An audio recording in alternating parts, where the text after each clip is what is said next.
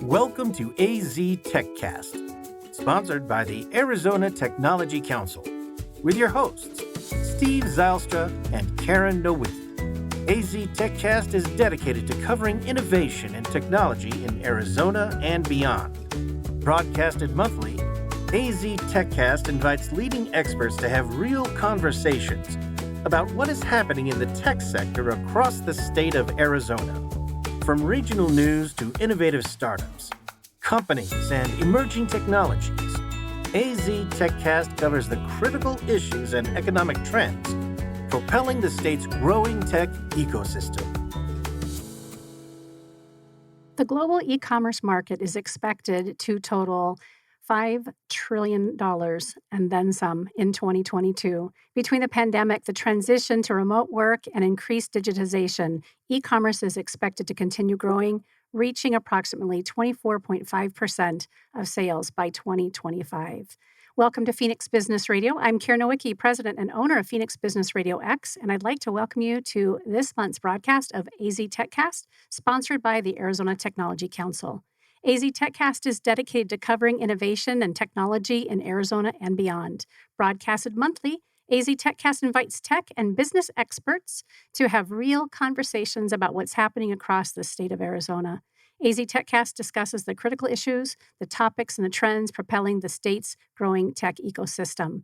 So please, with that, join me in giving a warm welcome to today's featured guests. We have Amory Borromeo, Director of Technology, Operations, and Talent at Carvana. Welcome, Amory. Thank you. And I think I might have mispronounced your last name, Borromeo. Borromeo. I'm going to keep coming up. I'm going to just keep coming up with different versions of it. My apologies. Yeah.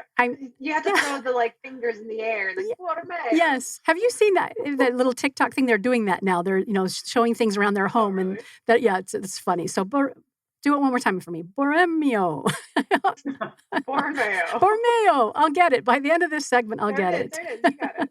And welcome as well, please, John Lott. He's the founder and CEO of E-commerce Industry Council and Chief Financial Officer at Spearmint Love. Welcome, John, and thanks for this super easy last name.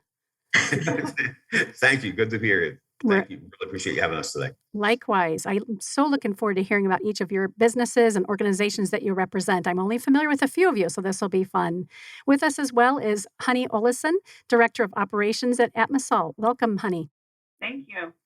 Absolutely. And Brad Wheeler, Senior Director of Customer Strategy at Emerge. Hello. Hey, how's it going? Good to be here. Great to have you. Is everybody in Arizona? I'm assuming so, huh? Yeah. Very good. Yep. Well, these accomplished e-commerce leaders will be joining Bianca Baliga and I to have this well-rounded conversation today. And Bianca is the Director of Marketing and Communications at AZ Tech Council. Welcome, Bianca. Hi there. So happy to be here, Karen.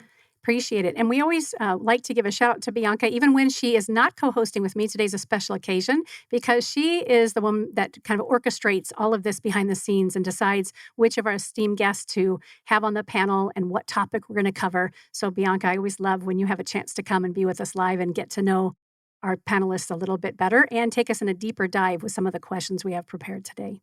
Oh, I love that. Thank you for the shout out. Absolutely. So we're going to be exploring today how small to mid-sized companies can build e-commerce stores to gain a competitive edge. We have a lot of interesting content to cover, and so we're going to jump in and get after it right now. We always like to start by asking each of our panelists to just briefly introduce yourselves beyond what I've done with your name and your title, and then the role that you play in your organization and where that lands as it relates to Arizona's technology ecosystem. The other thing I probably should have said when we were in the green room was that we like you to just jump in. I'm happy to play gatekeeper and kind of direct traffic, but it's also a rich experience when we can just simply jump in and play off of each other. So with that, who would like to jump in there first? Who's feeling brave and would like to introduce themselves, the role that you play with your business, and where that fits into our ecosystem? I can go first. Thank you, Brad. Thanks, Brad. Yeah. Brad Wheeler. I work for Emerge Tech. It's in Scottsdale, Arizona. We are in the supply chain industry, which is obviously a very hot topic across the country and across the world right now. What we aim to do is really in the supply chain industry that we've seen right now is there's a lot of inefficiencies and a lot of antiquated ways in which shippers and carriers and different vendors work together. leveraging technology is coming into fruition now, and being more of a thing of the future and more of the thing of currently of what they're leveraging right now. It's just never really been well accepted in the supply chain industry until the last few years. So what we're doing is trying to connect different shippers and carriers through technology and opening up potential relationships that never could have existed without the use of technology. So that's a brief snapshot of at least what emerges. Fantastic introduction. Thank you. All right. I think I heard Honey's voice right after that. All right. So I'm Honey Olafson. I'm the Director of Operations at Atmosol. I've been with the company almost 11 years. And we provide e-commerce services to retailers and manufacturers in Arizona and all over the world. We are partners with platforms such as Adobe, which most people know as Magento Commerce, BigCommerce, and Shopify. So we do anything from building new stores to maintaining the stores and optimizing them. And just for consultants, we just help people build their business. Great. All right. Hey, happy to jump in. Please. Yeah, so I'm Amber Borromeo, Director of Technology and Talent Operations at Carvana. So I do a whole host of things there, from really sort of translating our values as it relates to an organization into how we operate as a company and how we treat our people and that entire employee experience, which is sort of interesting. But Carvana, for anyone who doesn't know, is an e-commerce platform for certified used vehicles, where you can, in as little as 30 minutes at times, have a vehicle sort of ordered, have it shipped to your house or picked up at one of our vending machines nationwide, which is very fun, but a little bit challenging for kids. I have 2 little ones, and my son now has this concept of like, I go someplace and you give me this giant coin and I put it in this vending machine and out comes this car. And so, I've got an 18-year-old as well. And, we had to very deeply manage his expectations around what cars actually cost. And this giant coin isn't actually what it takes to get one. So, but super fun, very, very exciting. And I think, similar to Brad, we just sort of talk about access and cutting out the middleman and making it as easy as possible for people to get what they need. And we're very customer centric as it relates to that, and just making sure that that this process is as smooth as possible. So our entire platform, our entire existence has been e-commerce, which is pretty cool to be here today. And I'm John Lott. I am the CEO and founder of ESIC, which is the E-commerce Industry Council. And what led me to that was my wife in 2013 founded a company called Spearmint Love, which is a DTC brand in the baby and children's clothing and accessory space. As I watched her build that business and work with her on building that business, I realized that there's some very real challenges that industry participants face. And I looked around to see if there was an industry council that was built solely for the purpose of supporting them. Actually paid someone to do some real research on that. As surprising as it was, there wasn't one. So I created one 2.5 years ago. We've engaged lobbyists and marketers and all sorts of folks. And we are rolling out now our launch of ESIC and look forward to being a voice for all of those who are participating actively in the e-commerce space. Fantastic. John, is that Arizona specific, or is it, global? Right. Yeah. Which makes sense, of course.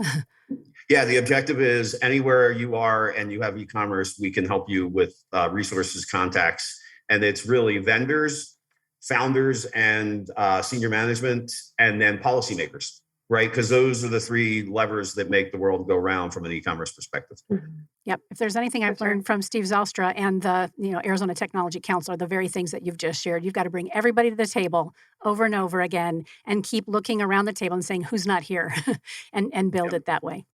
Very good. Bianca, I would love for you to take a moment as well to introduce yourself and the Arizona Technology Council. Just like Carvana, if you've been living under a rock, you may not know about Carvana or Arizona Technology Council, but let's have you introduce the great work that you guys are doing and how it was that you came to bring us all here today. Sure. Thanks, Karen. My name is Bianca Boliga, and I am the Director of Marketing and Communications for the Arizona Technology Council. We're actually in the company of a couple of member companies here today, so really excited about that. For those of you who aren't familiar with the council, we are the leading networking association for science and technology companies in Arizona. We have about 750 technology companies who are members of the council, and those really range in size from those smaller early stage startups to larger corporations that are household names. So think Apple, American Express, Honeywell, and a variety of other companies that really are moving the needle on technological innovation. Ooh, I can speak today.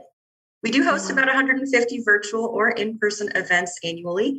We offer our members a variety of resources to grow their capacity. And those things include an association healthcare plan, a multiple employer 401k plan, discounted tuition for degree programs at certain in-state institutions, and much, much more. And we do also advocate for a tech-based pro-growth and business-focused agenda at the federal, state, and local levels. And I'm excited to share that we're putting finishing touches on our 2021 annual report, which will showcase our legislative priorities and wins for the past year, including things like reauthorizing the angel investment tax credit, advancing clean energy initiatives, and much, much more. But if you ever want to learn more about what the council does, you can visit aztechcouncil.org.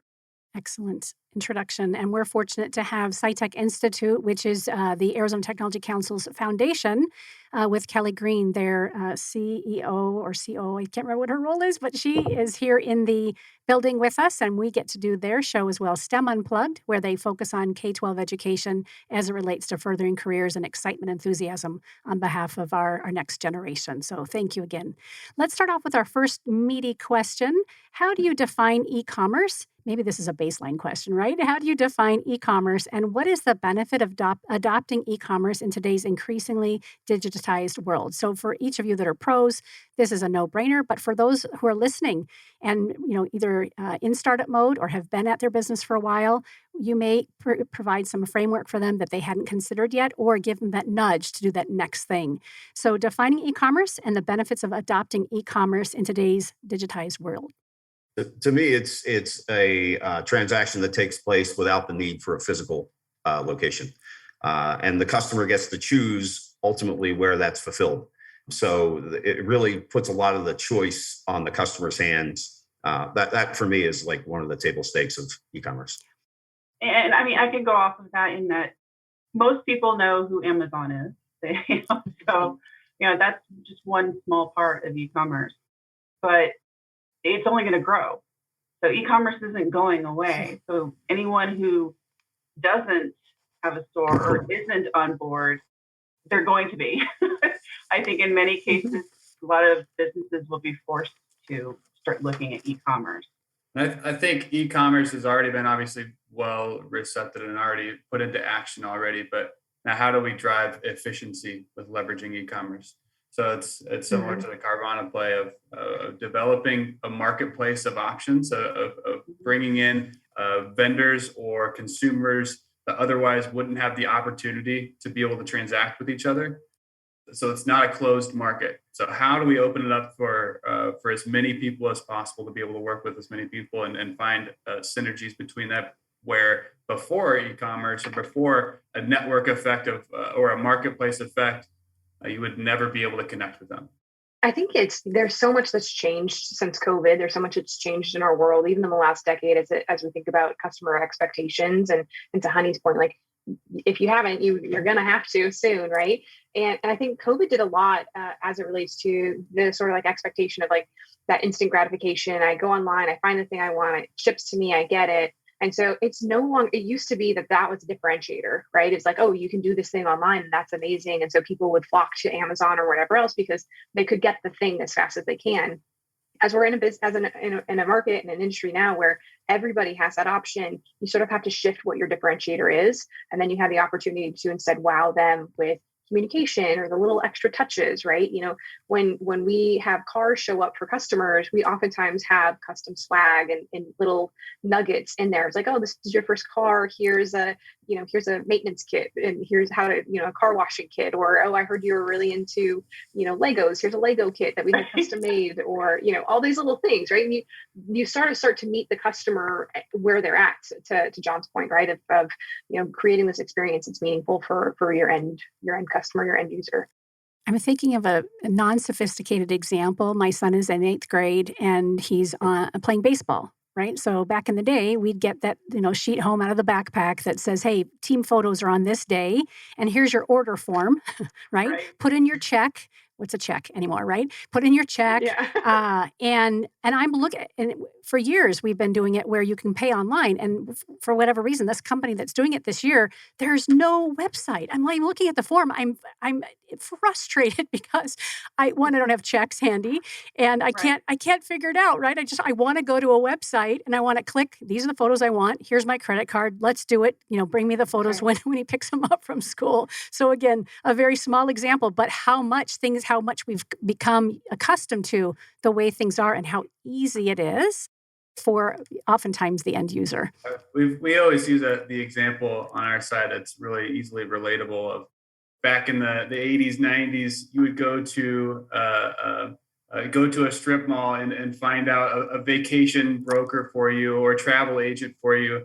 And they would say, hey, I want to go to Florida, or give me some vacation options. So they'd give you, 3 or 4 different options to go, but it's their options. They outline everything for you. And there's pros and cons with that. You develop a cool relationship. You have that personal touch. However, when the introduction of things like kayak.com or Expedia came in, the brokers or the travel agents, if you will, there's no need for them anymore. If you have that direct access, it's so influential, and it's creating efficiencies. It's opening up a lot more options to people with a click of a button. So that's a good kind of a real world example of a large industry such as travel and entertainment can be significantly changed with just the inception of e-commerce. Well, same thing in the grocery stores. Think about what happened with the pandemic. I mean, I don't go to the grocery store anymore, even though I can now. It's just easier to have someone else do it. I just get online, say, well, this, and this, and they bring it to me. So.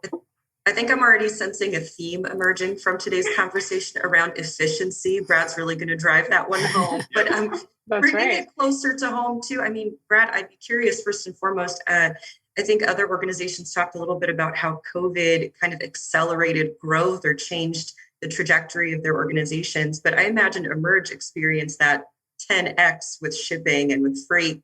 And then I'd be curious to hear from the rest of you around how e-commerce has really shaped the growth or the trajectory of your organizations or maybe your client organizations. Yeah, I mean, one thing with COVID, obviously it's horrible, but one of the silver linings around it is that a lot of businesses and a lot of consumers were open to technology and open to other solutions out there that they otherwise in a regular market wouldn't be open to explore. So with this, it's been a huge technological evolution in the last few years, seeing how we can do things obviously more efficiently. But we always look for the silver lining. Obviously, it was a horrible thing that's been happening for the last couple of years, but it's opened the eyes for a lot of different people to explore other ways of going about business. So, right, yeah, same for us, right? I mean, we at one point we were like, wait, who buys cars online? That's crazy. Right. And then suddenly it's like, we're buying groceries online. We're buying everything online. If you can't buy it online, you can't buy it.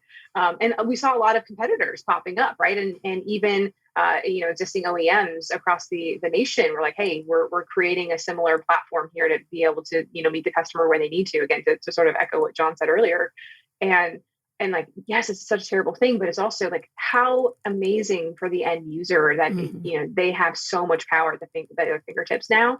And so many people are like, oh, are you concerned that there's all these other e-commerce platforms now for vehicles? And no, because that just solidifies what we're doing, right? That just makes it more acceptable, more of a norm. And so I think the more people that are doing, sort of like a little bit on the innovation side of e-commerce or selling things that you wouldn't traditionally think about, like Open Door is another example, right? Of like, you're going to buy a house online. Cool, right? I just think it makes a little bit, it sort of changes consumer behaviors, which is for the better for everyone who's in e-commerce. It makes the world feel a little smaller too, right? Because to John's point earlier, when I was saying, hey, is this, global? We can get anything from anywhere a lot faster for the most part. We can always talk about logistics, right?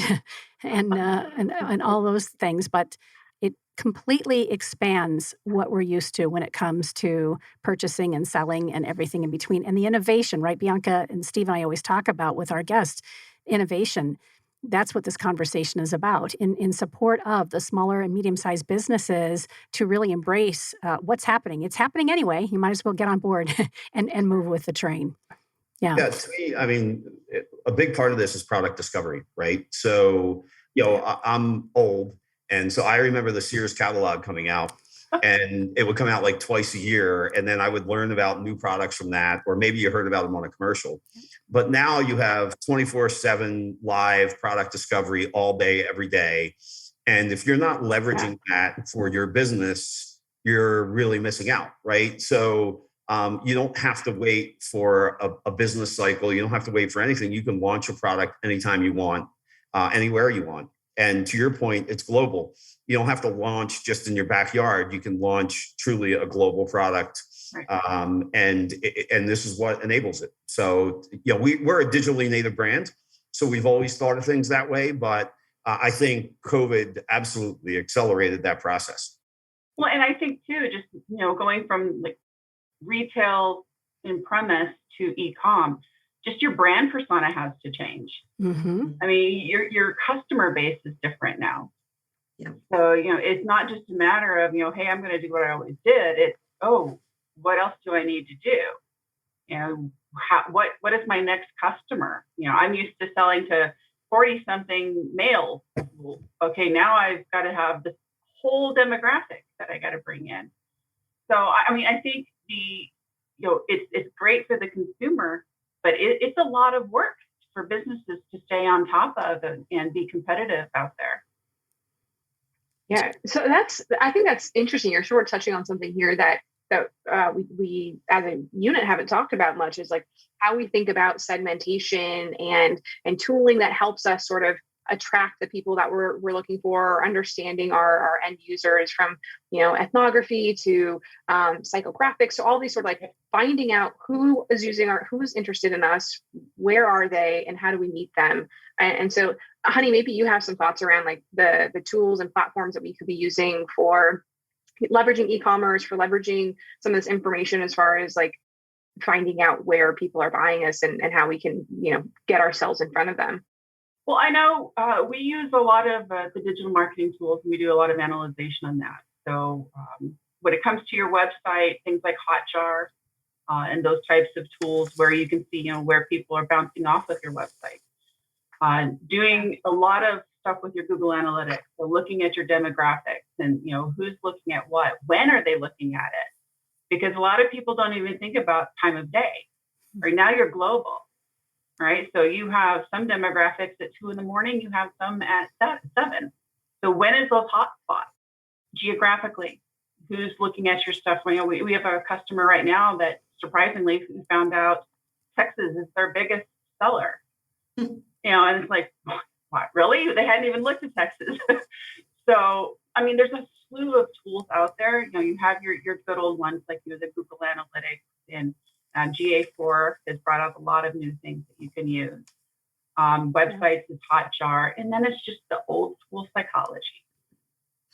So, you have to look at the industry. So like with cars, and especially buying online, trust is the big thing. So you're making sure that, you're using trusting colors, that you have people backing you, Trustpilot, Google reviews, those types of things. Testimonials, getting your customers to actually give testimonials. And that's the thing too, is when you have word of mouth, this customer is telling, you get to do the testimonial for your website, for your commercials, but they also go and tell their brother. And then it just opens up the demographics. The other part that you can do is consumer surveys. So a lot of people are doing consumer surveys now just to find out, what the demographics are and what people are looking for.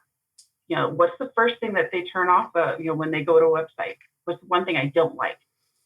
So it's finding the positive and the negative that consumers are looking for and making sure you're staying away from the negative. Let's break, if we can, for our first word from our sponsor. We want to make sure that we have an opportunity to give them thanks to having an opportunity to bring this program to our listeners once a month. And the first group that we'll hear from is Arizona Commerce Authority. They are the AZ TechCast's 2020 innovation sponsor. The Arizona Commerce Authority is the state's leading economic development organization with a streamlined mission to grow and strengthen Arizona's economy. Our streamlined pro-business approach helps you achieve more by putting less between you and future success. Less red tape, lower taxes, less distance separating you from the tech leaders of tomorrow. This innovative ecosystem will supply your business with tools and resources to compete in the 21st century and beyond. But your future is more than just business success.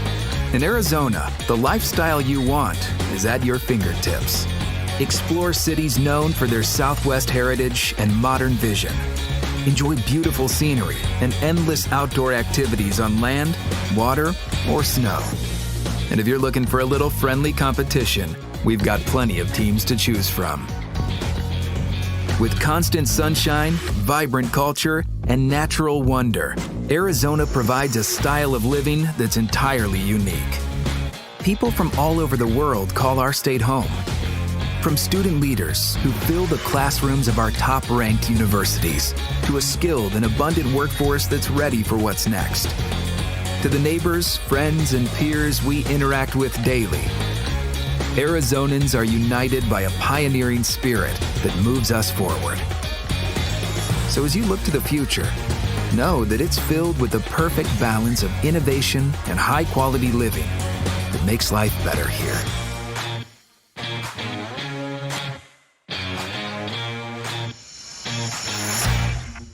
Thank you, Arizona Commerce Authority, for being our 2022 innovation sponsor.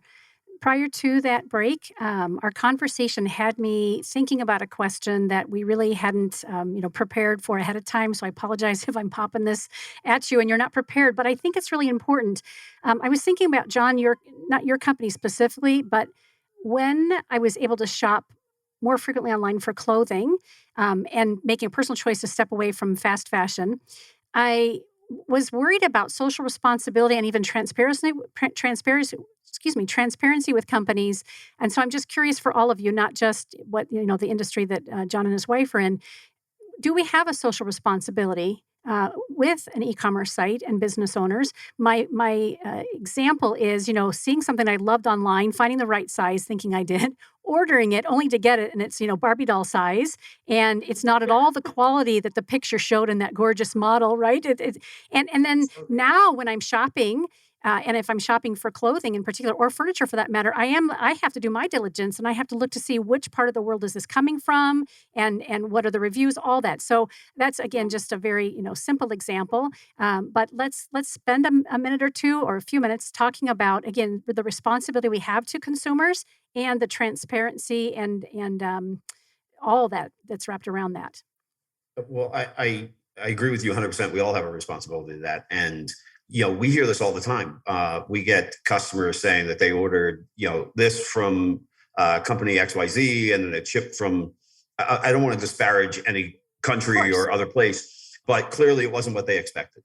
We ship everything. We take custody of 100% of the products that we have. We ship 100% of our orders from our own fulfillment facility here in Tempe, Arizona. And we've always done it that way. We do not go on to marketplaces. We're 100% at spearmintlove.com. And we source, we have our own proprietary brands, and we source roughly 300 brands from all over the world. So we have a truly global offering. But what we're doing is we're being authentic to the brands that exist and the effort that they've put to build those brands. And again, I'll let the audience come to their own conclusions about folks that are supportive of that kind of mission. And there's other organizations that are less supportive of that. And I think it's important for DTC brands to really build their brands to stand up that way. Mm-hmm. So DTC, John, for those of us not familiar with industry lingo, what does that acronym mean? So direct to consumer. So it used to be if you created the brand, right, you'd have to hope to get into Target or Walmart or wherever. Now, because of all the digital commerce tools that we have, you can build and introduce a brand and go direct to your consumers. And DTC brands, brands like Warby Parker or Bonobos, they really started as DTC brands. they've changed the way that brands go from unknown to known? I think it goes back to what Honey was saying around trust, right? Like transparency is key for Carvana. Like we would not be successful if it wasn't for the fact that we annotate all of the issues that we have, right? We're selling a used product, right? So there's a certain like different level there. But, I think the trust factor is huge. And if people get the Barbie doll size clothes, they're not going to come back to your brand, or they're not going to, re-engage. And so that's always problematic. But I also think that there is a pretty big shift in consumer behavior. And you think about like behavioral economics. And I think the reason why Spearmint Love and others are successful is because people are sort of leaning into micro brands and away from marketplaces, right? They want to go direct to the person that's building or providing the product. And so it's sort of like the farm to table movement that happened a while back, but just with, clothing and whatever else. And they're popping up like wildflowers, right? They're all over the place. And it's, I think, very encouraging for the e-commerce platform, because again, just like I was talking about with Carvana and COVID, it's like the more that happens, the more readily available it is for a broader audience, and it just becomes the norm. Whereas I think in the past, it's always been, let's go to a marketplace to find it. I'm interested to hear everybody's definition of what marketplace is. As I think we have a different definition of that too, or we may have different definitions of that as well. Because I'm aligned on all of your guys' thoughts as well of, hey, it's either a middleman or I have to go to a Target or a Walmart. Why can't I go directly to the consumer? That is my idea as well. That's kind of what our business was founded off of as well, is cutting out that brokerage layer of it and go directly to the actual service provider. So that's, in my opinion, the actual definition of a marketplace, of bringing those actual end user service providers to the forefront and giving them the ability to connect directly to consumers. So I think that's where our idea of marketplace is maybe different, but I've heard that word thrown around. So I'm interested to hear anybody's, if they have a different definition of marketplace. To me, it's whose name shows up on the credit card statement. Yeah, the end consumer. Right? It's either Spearmint Love, or it's Amazon, or it's Walmart, or it's eBay, or it's which company's name shows up on the credit card statement. To me, the marketplace could be anything. How it gets there may not always matter to people. It's the quality and the client that they get it for. So to me, when you say you're going to marketplace, there's a bunch of different avenues that you can use. For Carvana, it's both. So we have direct inventory that we purchase and recondition, and you buy from Carvana as part of our core inventory. But we recognize the power of our platform, particularly for dealers, and especially during COVID, when people weren't going into a dealership, to be able to say, hey, you can leverage our platform, you can leverage our logistics network, we will be your marketplace. And so now the dealerships can actually post their vehicles, assuming they follow all of the Carvana standards and guidelines, to our marketplace, and you can now sell vehicles through that mechanism. That was my understanding of how we kind of position it is providing a platform for consumers or users or whoever your end users are to make decisions, their own decisions. So whether that's working with their own preferred vendors or external vendors that you're providing through a platform, they still have the business decision that they're able to make, but they just have a wider reach of who they can actually decide from. So in my opinion, it is trying to go from a closed network to an open network, but still at the user level, they have the buying decision. They are just exposed to more options. Right. Yeah. So hearing these through marketing ears, I just think about how your online marketing and your branding really needs to be on point, especially if you're going direct to consumer. I mean, when I open up my Instagram feed, it's every 3 or 4 posts that I'm getting some sort of ad around press-on nails or around some new brand of jeans, and maybe that outs me a little bit in what I'm searching for online. But I mean, in addition to maybe some sort of marketing budget, what tips or what resources do these small or mid-sized businesses have to have in their back pocket to bring online expansion into their future? I think for me, the number one thing is you need to understand your cost of acquisition. It's if you can't get your cost of acquisition right and understand what your unit economics are to support that, you're going to have a hard time making e-commerce work. So I'll start there, but I don't know how you guys feel about that. That's my number one. Yeah, I think that's great. I think also, like, when you think about that spend, there's a difference between, hey, I'm going to go have some ad spend and, I'm going to try to get some brand recognition and things of that nature, which is important for sure. But, I think a lot of what has made Carvana successful is that trust and that feedback loop, but we've already talked about it, right? And so can you spend that money on sort of surprising and delighting your customer, and as a result, have a customer for life that's walking around? And we had a Carvana Super Bowl commercial recently that was like this mom telling everybody, right? And like, that's a real example. That's a real experience that we see all the time. Is anytime I'm like, oh, I work at Carvana, like, oh, let me tell you about my experience, right? And so how can you create that of like experiment love? I ordered this thing, I got this thing, like, what an amazing extra little thing they put together, right? You get like a sticker from the Disc Dogs vinyl shop or whatever. There's just these little extra touches that sort of stand out and then create just that little deeper brand loyalty. And then I think that's what can really help drive consumers to your platform or your you have brand. To differentiate yourself from others. You have to. Otherwise, you're just one of many. And we had a customer that did botanical skincare. And that was the first question I asked him. What makes you different from everybody else? And his was his wife was actually a scientist, and they did everything themselves out of California. I think that story means a lot too. Oh, I'm sorry, honey, go ahead. Yeah. No, that's fine. But yeah, and that's what we ended up doing is part of theirs, is building their story.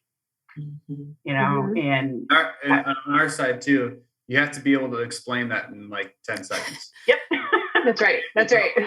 Like, it has to be clear. You cannot fumble around with what that explanation is. It has to be able to be driven home in 10 seconds. I'm in trouble. Yeah. Chip and Dan Heath have a great book called The Power of Moments that talks about that a lot, which is such a wonderful book for, I think, anybody who's trying to create sort of those experiences for customers and those moments, those like lasting impressions. But that you're exactly right. Like, it's got to be emotional. It's got to be this moment of like, it resonates, it clicks. Because otherwise you'll lose them. We think a lot about that. For one, we don't really think of our customers as customers. We think of them as an audience. And I think that's a real differentiator for us, because the way we think about it is what we're doing all day long and communicating with our customers is our story. And then the product placements amongst the story are the commercials. And so, like, we're our own program. And because what I've found is we have close to 1 million followers on Instagram, and we build it from zero. And part of the reason is, I see people just, all they do is talk about their products. It's really hard to follow a product only brand on Instagram. Like, there's fatigue with product. So you have to wrap a narrative into, like, what are you? Who are you? Why are you? And if you're not doing that with your brand and while you're building it, it's going to be very, very difficult to stand out to everyone else's point here. How are you different? And to us, that's one of the ways we think about different.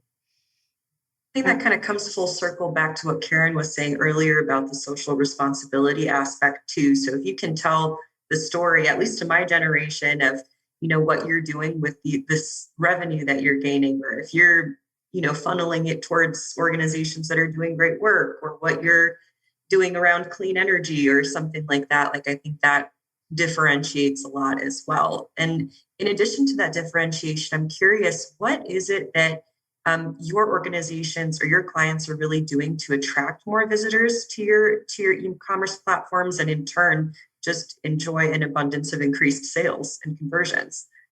Well, I think we kind of touched on it earlier when we started talking about, digital marketing and the stories. The big thing with, I would say, digital marketing or advertising in general is it's not a one and done. Couldn't agree more. So you have to continually change. You have to stay on top of it. what is this generation doing? What does the socioeconomical situations look like out there? What's going on in the news? Do you want to jump on that, or you want to stay away from it with 10-foot pole? And you have so many different things you can use now in the social media platforms. And like, I don't know about you guys, but every time I turn around, it seems like there's a new one. So you're staying on top of that. And it's not just, getting those new people in, but, also retaining the ones you have. Yeah. So I think there's all kinds of stuff that, you end up having to do to attract and keep.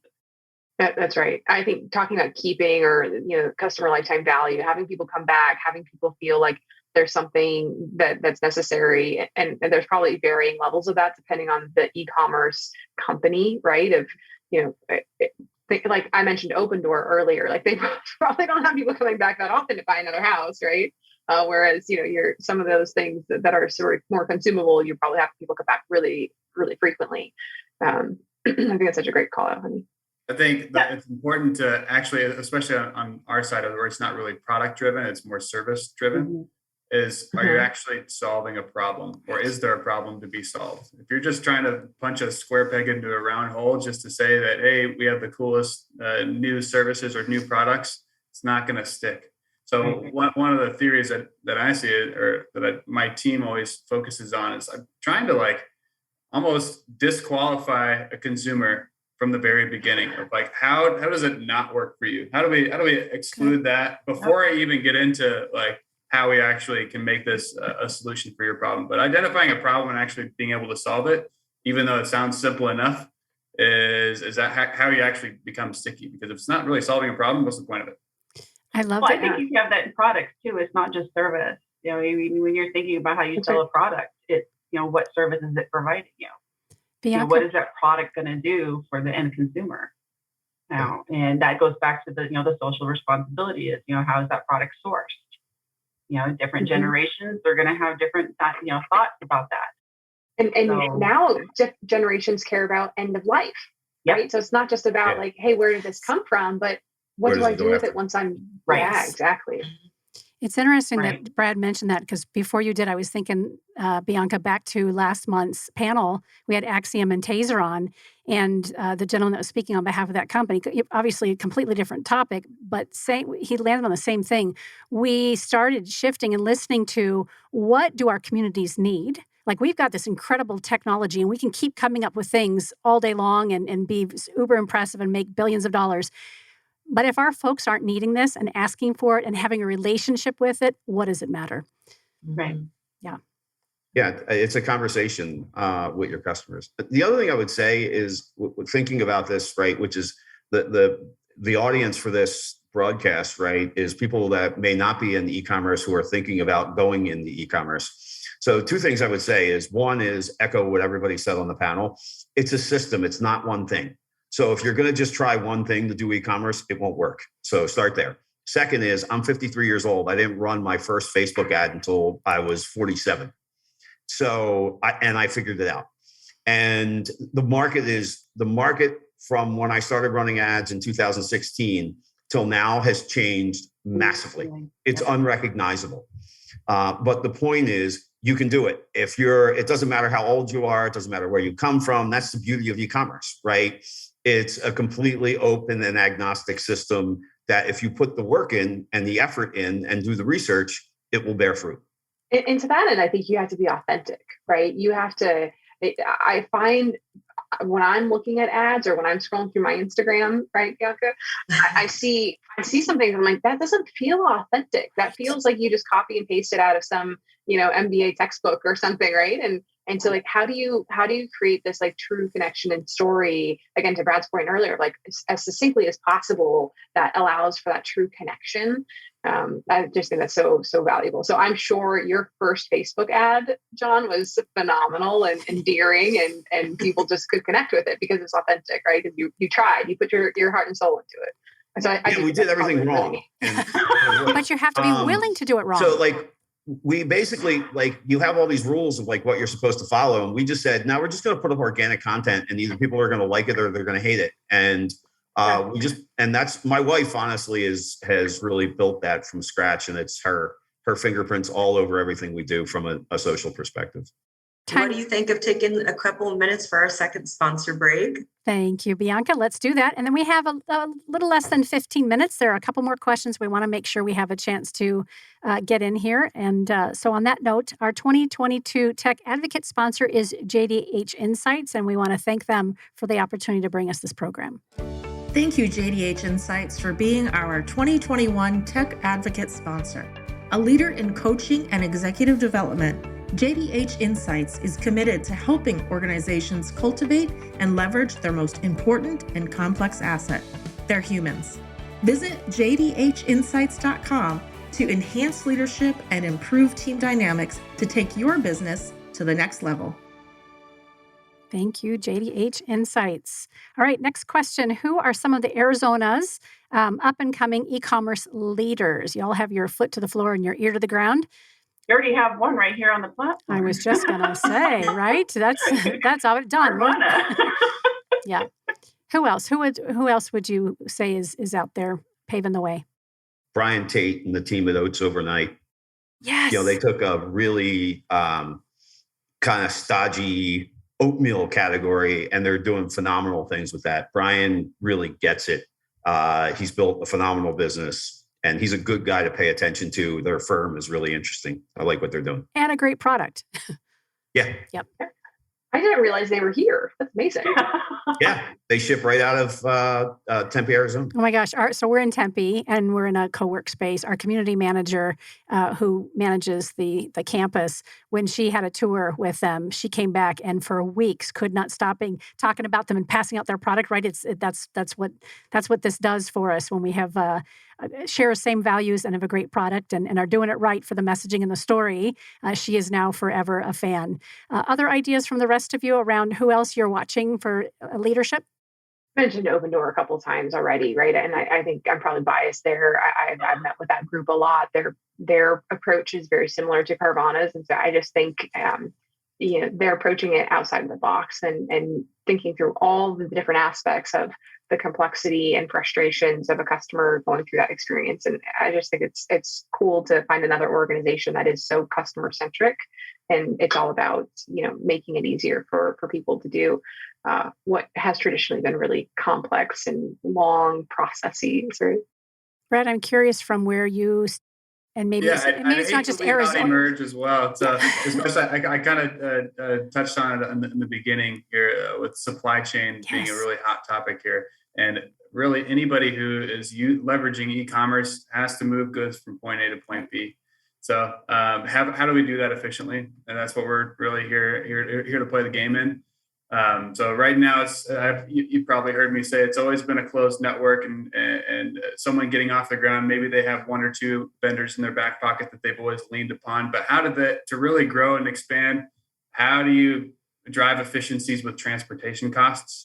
Transportation costs used to be a 3 or 4% line item on your revenue books. Now it's going up to 12, 13, 14%. So it's something to look into right now of how you can be more efficient with. And it's something that, as I was saying, a lot more people and a lot more businesses are looking at that line item and exploring different options for solutions. And we've been happy to be able to supply those solutions in the last few years. So yeah, it's a pretty big topic within this conversation for sure. I remember another segment we had, and I can't remember what the overall topic was. But Brad, you're making me think that I would imagine folks never thought they had solutions available to them. Like how it's done is always how it's been done. I'm sure Emerge is helping to say, hey, this is a conversation and here are the solutions, right? Well, to show you how antiquated the transportation industry is, we're growing rapidly. We've grown from 30 people to over 300 people in a few years at our company. So we hire new hires all the time, especially maybe even with no industry experience. And a lot of times it's a cool perspective of them saying, wow, you guys have a really cool product, but why doesn't this exist? Like, how is this not invented already? Like, how does this not exist? So that just goes to show like how far behind some industries are, and that they haven't been willing to really change. But now the eyes are opening and saying, hey, our competition is going to be blowing us out of the water if we don't adapt to change and actually evolve with technology. So, but it is awesome. Every time I get someone to say, hey, this is our cool platform and it's so simple, but they're like, why hasn't this existed already? So. And I think Emerge is a microcosm of the macrocosm, the bigger picture of this conversation, right? The more people come and you're solving the problem for them, the more they're putting it out there to the people they know, whether it's social media or business connections, and it's the ripple effect just happens much faster than it ever has before, which is, again, circling around to everything that we're talking about here. We call it a network effect. Yes. Of if you're connecting all of these different consumers and vendors together, you're drawing efficiencies, and it's almost a trading network. Yep.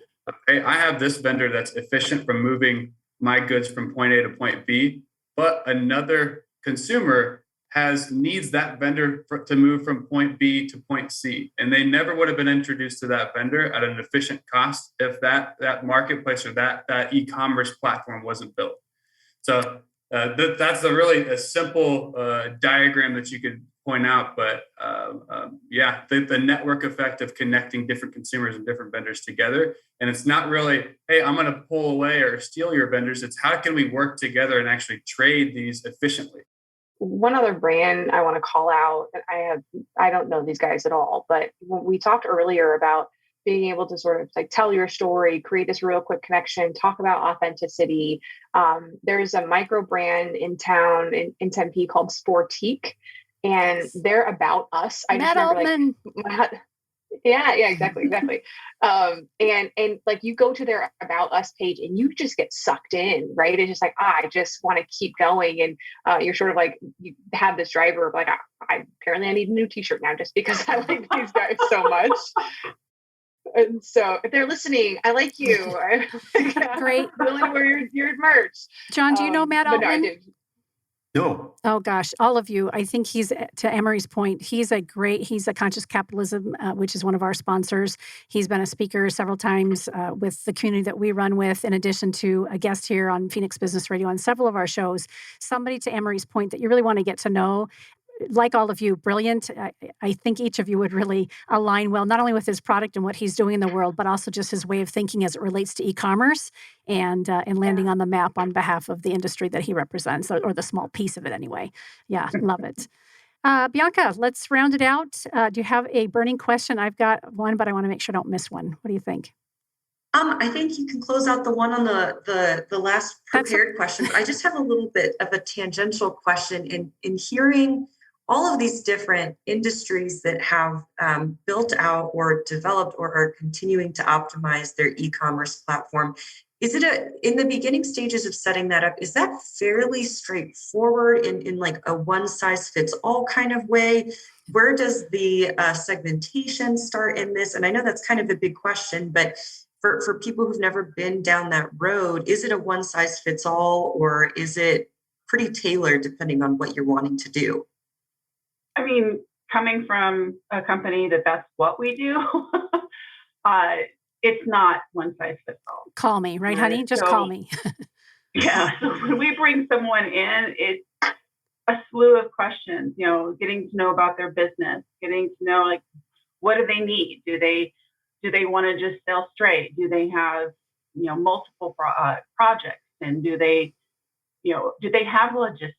How do they set that up? What's their accounting look like? I mean, there's all these different pieces that come into play. So when you're thinking, a platform, it's not like, okay, I'm going to go to Magento and Magento has all of this stuff already. It doesn't. It's a collection. So you've got so many pieces to bring in. It's a resource planning platform of a ton of different integrated platforms. So yeah. And my tongue-in-cheek answer is, on one hand, it's too easy, and on the other hand, it's really hard. So, and by too easy, I mean the barriers to entry to e-commerce have come down precipitously, which means anybody can start up an e-commerce company, but that doesn't mean anybody will succeed. And to succeed is where it becomes really hard. And that comes back to something that Emery said earlier, which is, as businesses mature, they segment. They come a lot more segmented. And we're seeing that a lot now. And the only way that I'm aware of as a marketer to get really good at segmentation is to build proprietary internal marketing systems. I don't know how else you can do it well without doing that. So while there's tons of off-the-shelf stuff out there, if you don't build it and make it unique to your offering, it's going to be really hard to deliver on the segmentation reality that you need to. Well, and I think AI is starting to play a really, really big thing. Doing predictive marketing is just like the biggest thing you can do right now. Like anyone, and there's all kinds of little things you can get out there, but it doesn't mean they work. So. And I wish we had more time on this too. On the integration. I told you it would go by fast. Yeah, I wish we had more time. But John, I agree with it. It's more scalable if you build your own practices, your own platforms. However, if you're trying to get something off the ground, it's a very difficult decision to say, hey, do I build my own or do I leverage an existing platform? When you're talking about resource constraints, that is like one of the number one decisions that you have to decide on. So it's a very tricky decision, and there's pros and cons to both, but every one of those decisions is very difficult though. Maybe the question is, if not, it's not if, it's when. When do we make that shift? Yeah. Well, yeah, because we could put someone on Shopify like right away. Yep. But it doesn't mean that they're going to stay there very long. And so you have to think, long term as a business, do I want to make this, investment right now, knowing that I'm going to grow and I'm going to have to make another investment down the road. And now is this investment worth it? Super tough. So those are the kinds of things that you really have to think about when, you're thinking e-com. It's not easy. You really do have to think about things. Let's do a quick round with this last question, since Bianca teed it up for me to ask this question before we close out the program. How do you expect e-commerce to evolve and shape retail, specifically in the next decade? Is that an easy thing to answer in just a minute or two? John, I'm looking at you. I'll go first. That's fine. There's two big things. One is I think the regulatory battles around commerce in general, both e-commerce and non-e-commerce, is going to be massive. Direct-to-consumer brands, these new brands, took massive market share from existing brands and traditional retailers. Look at Carvana as an example, right? They've taken massive market share from traditional dealerships. So when you take stuff from incumbents, they tend to not be happy about that. So there's going to be massive regulatory battles. That's another thing. The other thing is Web 2 to Web 3. If you don't know what that means, start doing some research. But basically, there's going to be a massive shift in who owns what content and how you get to monetize both the content and the product, and more importantly, the audiences you create and own. So I think there's going to be a massive battle fought over Web 2 to Web 3 over the next 10 years. I think from my lens, I think there's a couple things happening. I genuinely believe that expectations of consumers are changing. And to sort of circle back to how John was talking about earlier, like we're our own program. I think, I'm constantly listening to companies that are evolving in a way where it's like, wait, you're doing what? You're including what? Like, aren't you a dating app? And now you have like this mental health stuff. And, I think it's honestly, like, it makes sense. You talk with them, you're like, oh yeah, that makes sense. Okay. Right. And so like, I think it very much is sort of building what you need to be able to target your audience and making sure that you are providing as much of a holistic brand and providing as much value to that end user as possible. And it's not just hey, I've got an Etsy shop or I've got a platform and you can click add to a cart. There's so much more. If we want to be able to make those connections with our end users, we'll have to do it that way. And drawing the line for them, right? So those consumers and customers know where you're headed, and then they get to make a decision. Am I going with them? and yeah, that's exactly. Right. Well, Bianca was right. This was fast and furious and certainly a lot of fun. I appreciate the way in which you all kind of just jumped in there as we invited you to do so. And after every one of these episodes, we always say, we need to have you guys back because there's always sparks these other conversations, like Brad said, there's just not enough time. Thank you again, all of you, for being here and sharing your expertise and wisdom today. You've been listening to AZ TechCast, brought to you by Phoenix Business Radio with Business RadioX. Today's AZ TechCast was brought to you by the Arizona Commerce Authority, the state's leading economic development organization with a streamlined mission to grow and strengthen Arizona's economy. Thank you again, Arizona Commerce Authority. And also thanks to JDH Insights, the 2022 Tech Advocate sponsor. Visit jdhinsights.com to enhance leadership and improve team dynamics to take your business to the next level.